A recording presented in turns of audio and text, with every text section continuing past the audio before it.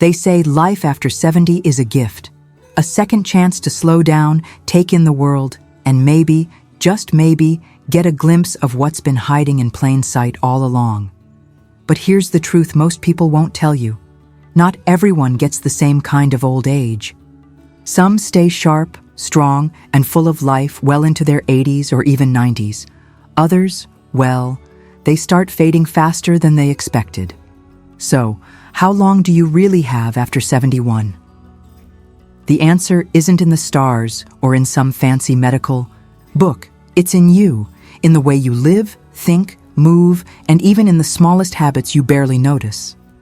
If you know what to look for, the signs are there, 9 of them to be exact.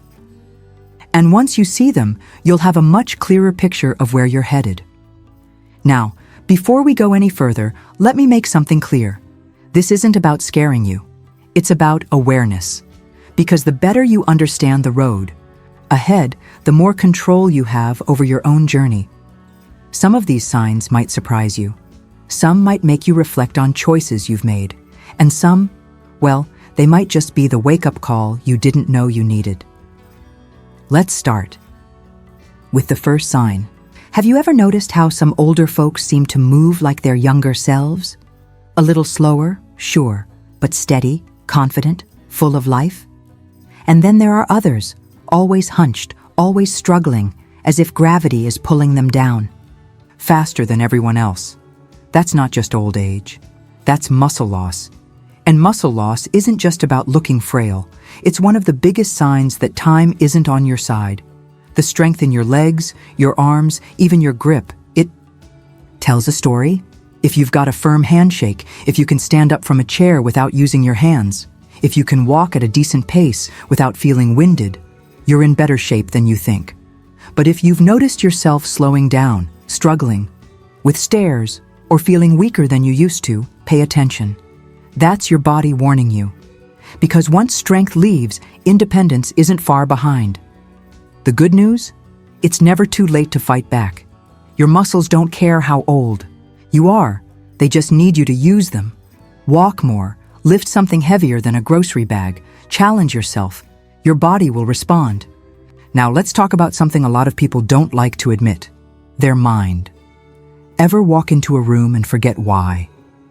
Misplace your keys and spend half the day looking for them? That's normal. But here's the real test. When you forget how to use something you've known for years, or when words start escaping you in the middle of a sentence, that's different. Your brain is a muscle too.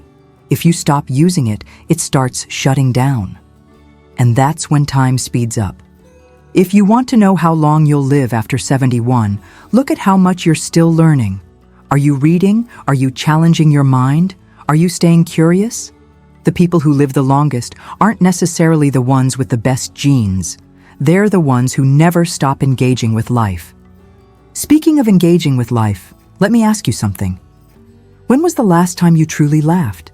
I mean the kind of laugh that makes your stomach hurt, the kind that makes your eyes water. If you can't remember, that's a problem.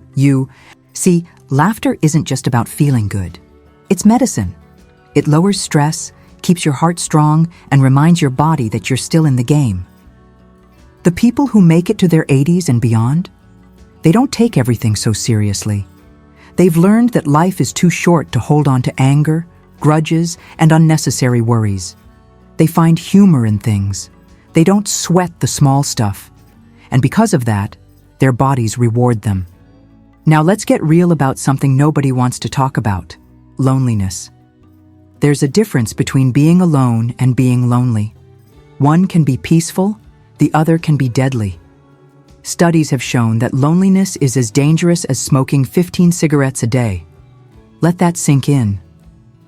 When you don't have strong connections, when you don't have people who genuinely care about you, your body suffers. Your immune system weakens. Your mind starts shutting down.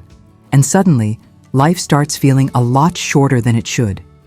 If you want to know how long you'll live after 71, ask yourself, who do I have?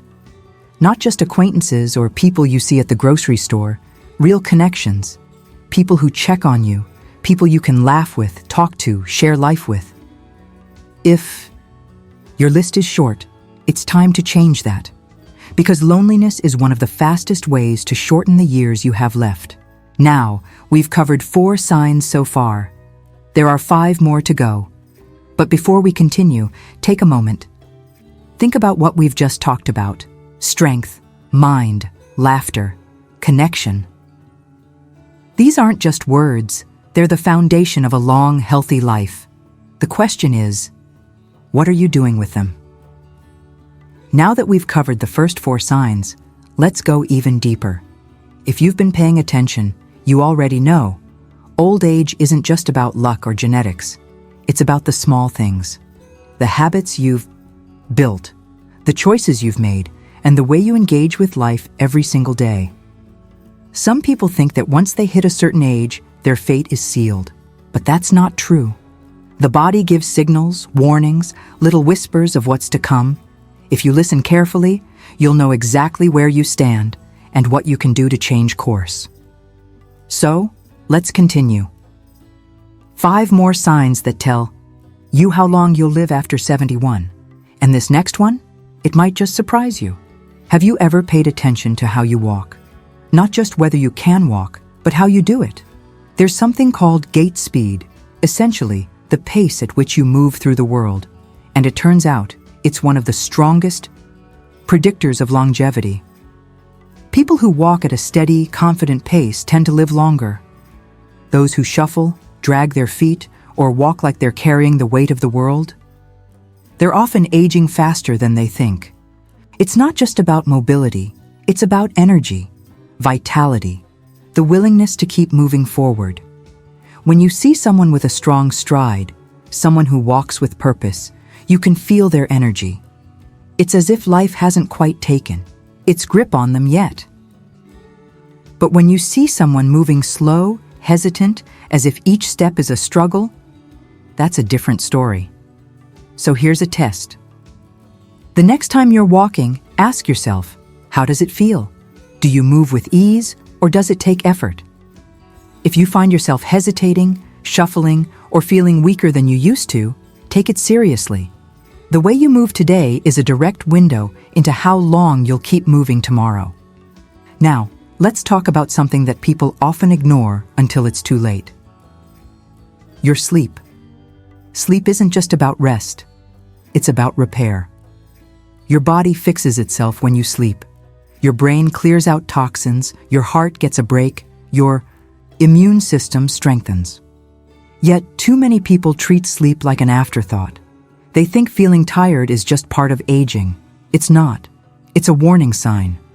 If you're sleeping well, 6 to 8 hours of quality sleep, you're setting yourself up for a longer life. But if you're tossing and turning, waking up exhausted or constantly feeling drained, it's time to pay attention. Poor sleep is linked to heart disease, memory loss, even a weakened immune system. And those things, they shorten your years faster than you realize. The problem is, most people don't fix their sleep. They just accept it. They drink more coffee, take naps at the wrong times, stare at screens late into the night, and wonder why they feel worse. But here's the truth. Your body wants to sleep. You just have to give it the right conditions. Dark room, no screens, before bed, a consistent schedule, and maybe most importantly, peace of mind. Because a restless mind leads to restless sleep. Now, speaking of peace of mind, let's talk about something most people don't like to admit. Stress. Stress is a killer. And I don't mean that in some vague, poetic way. I mean it literally. Chronic stress raises your blood pressure, weakens your immune system, messes with your heart, and even speeds up brain aging. If you want to know how long you'll live after 71, ask yourself, how do I handle stress? Do you let small things ruin your day? Do you carry old grudges, past mistakes, things you can't change? Or have you learned to let go? The people who live the longest aren't the ones with perfect lives. They're the ones who've learned how to release what they can't control. They've stopped fighting battles that aren't theirs to fight. They've stopped worrying about things that don't matter in the grand scheme of things, because stress isn't just a feeling, it's a poison. And the sooner you learn to manage it, the longer you'll stick around. Now let's shift gears a little, because there's another sign, one that's easy to overlook but makes all the difference. Your sense of purpose. Why do you wake up in the morning? What keeps you going?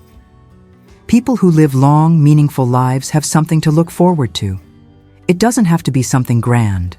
It can be as simple as tending a garden, mentoring someone, learning something new, or taking care of a pet. But the ones who lose their sense of purpose? They start fading, fast. When you stop feeling needed, when you stop engaging with life, the body starts shutting down. It's like the mind whispers, there's nothing left to do, and the body listens. That's why retirees who stop having hobbies, stop socializing, and stop challenging themselves often decline so quickly. If you want to live longer, ask yourself, what still excites me? What still gives me a reason to get up each day? If you can't find an answer, find one. Because purpose isn't just about happiness, it's about survival. Now we're down to the last sign, and this one's the hardest to admit. How well do you take care of yourself, not just physically, but in every way? Do you eat like someone who cares about their future? Do you move your body, challenge your mind, nurture your relationships? Or have you started letting things slide? Chakos, truth is, longevity isn't about one big choice. It's about thousands of little ones. What you eat, how you move, who you surround yourself with, the way you think, the way you handle stress. It all adds up. And here's the real question. Are your choices adding years to your life or taking them away? Now we've covered all 9 signs: strength, mind, laughter, connection, walking speed, sleep, stress, purpose, self-care. If you see yourself in the good signs, keep going. Protect those habits. Double down on them. If you recognize yourself in the warning signs, don't panic. But don't ignore them either. Every day is a chance to make a change, and sometimes the smallest change can make the biggest difference. Because here's the thing, how long you live isn't just about what's behind you. It's about what you do next. So the real question isn't just how long will you live after 71, it's how will you live, and that's something only you can decide. The truth about aging is simple. You don't feel it all at once. It sneaks up on you, little by little. A sore knee here, a forgotten name there. At first, you brush it off. It's just part of getting older, right? But then one day, you look in the mirror and something hits you. You're not who you used to be. That moment can be unsettling. But let me tell you something important. That moment doesn't mean your best days are behind you. It just means you have to pay attention. Because every single choice you make from here on out matters more than ever. We've talked about the 9 signs, the clues your body gives you about how much time you might have left. But now, let's go deeper. Let's talk about the hidden choices, the ones that most people don't realize are shaping their final years. Because the truth is, most people don't die of old age. They die of neglect. Not the kind of neglect that comes from others, but the kind that comes from within. The slow, quiet decisions to stop caring, to stop moving, to stop learning. That's what truly shortens life. So, let's talk about those choices. And let's start with one of the most overlooked killers of all. First, the unseen dangers of sitting still. People think death comes for them suddenly. A heart attack, a fall, a stroke. But most of the time, it doesn't. It starts with something much smaller. It starts with sitting. Sounds harmless, doesn't it? But sitting for long periods, day after day, year after year, triggers something dangerous. Your body stops working the way it should.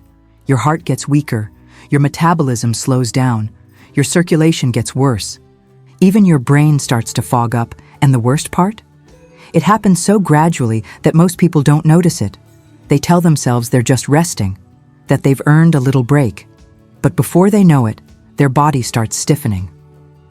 Their balance gets worse, their energy fades, and suddenly, the simple act of getting up and moving feels like too much effort. And once you reach that point, that's when the decline speeds up. So if you want to live longer, if you want to make it well past 71 with a body that still works, you have to fight back against stillness. You don't have to run marathons, you don't have to lift heavy weights, but you do have to move. Walk around the block, stretch, stand up and sit back down a few times just to remind your body what it's capable of. The longer you stay still, the faster time takes you. And speaking of time, the second one is the people you keep close or push away. If I asked you right now to name the people in your life who truly matter, who would you say? Not acquaintances, not casual friends, but the people who, if something happened to you today, would actually feel it. Most people, when they get older, start losing touch, not because they want to, but because life happens. Kids grow up, friends move away, people get busy, and before they know it, they wake up one morning and realize they're more alone than they ever expected. And that kind of loneliness? It's deadly. Studies show that people with strong, close relationships live longer than those without. It's not just about having people around, it's about having connection. Real, meaningful connection. So ask yourself, when was the last time you reached out? When was the last time you checked in on someone, not because you needed something, but just because? If your answer is, it's been a while, don't wait. Pick up the phone, write a letter, make plans, even if it's just for a simple cup of coffee. Because the people who live the longest, they're the ones who never let themselves drift too far from the ones who matter. Thirdly, the food that either feeds you or fights you. Now, let's talk about something people think they understand, but most don't. Food. At this stage in life, food isn't just about taste anymore. It's about survival. Every bite you take is either feeding your body or fighting against it. And the difference between the two? It shows up in how long you last. The people who live well into their 80s and 90s don't just eat less. They eat better. More whole foods, less processed junk, more nutrients, less sugar, more balance, fewer extremes. And it's not about dieting. It's about respecting your body. You've carried this body for over 7 decades. Shouldn't you feed it like something you actually want to keep? It doesn't have to be complicated. More real food, less fake food, more water, less soda, more home-cooked meals, less fast food. That's it. Because at this stage, your body doesn't forgive the way it used to. It reacts faster. The wrong. Foods weaken you, make you tired, mess with your heart, and take away the years you could have had. But the right foods, they do the opposite. They keep you strong. They give you energy. They give you time. Now let's talk about the biggest hidden choice of all, whether you're living or just existing. There's a difference between being alive and living. A lot of people, after a certain age, stop living. They settle into routines. They stop trying new things. They tell themselves they're too old to start over, too set in their ways to change. But that mindset? It's a slow death. The ones who live the longest aren't the ones who've had the easiest lives. They're the ones who never stopped engaging with life.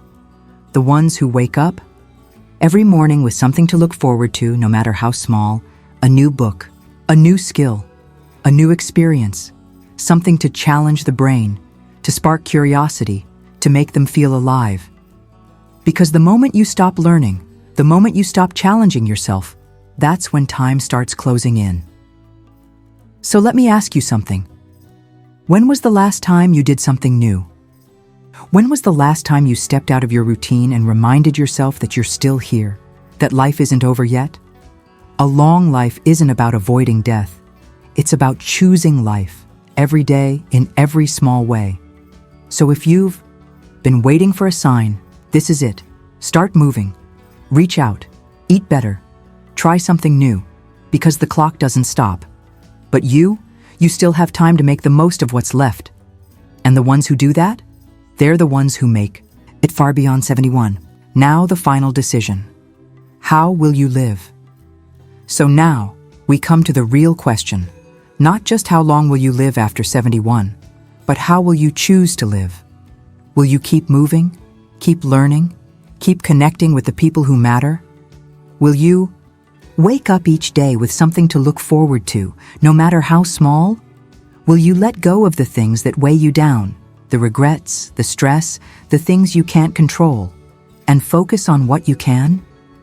Because the ones who live the longest aren't the ones who just exist, they're the ones who choose to keep living. And that choice? It's one you still have time to make. So, what will you do with the time you have left?